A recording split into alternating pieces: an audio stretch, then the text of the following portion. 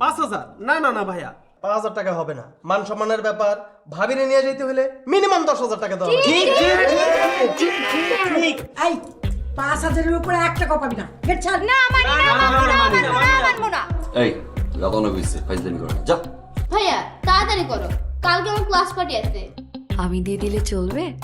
ভাবি দিলে তো ভিআইপি ছাড় পাবো, আর ভাইয়া দিলে ইকোনমি ছাড়। 5,000 টাকা দিব, একটা মাস বেশি দিব না। সব 500 টাকার সামনে ফাজলামি শুরু করছে।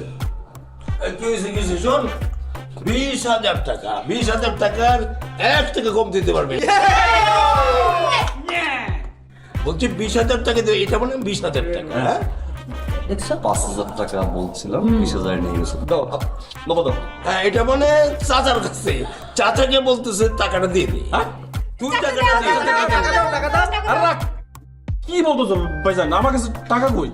টাকা কই মানে টাকা থাকবে কি করে?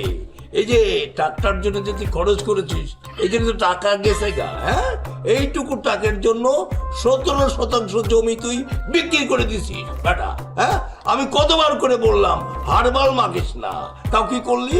ওই মিরপুরের হারবাল মাখলি, তোর টাক থাকবে না। হ্যাঁ তারপরে আমাকে বললি যে ওই হারবালের সামান্য একটু আছে, ওটা আপনার মাথায় মাখে।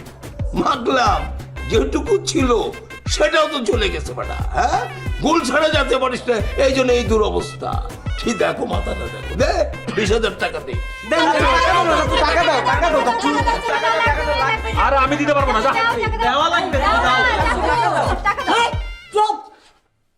5,000 লাগে, 10,000 লাগে, আমি দেব। শোন, আমার বৌমনিকে এইভাবে দাঁড় করে রাখবি না। যা, সব যা। La la la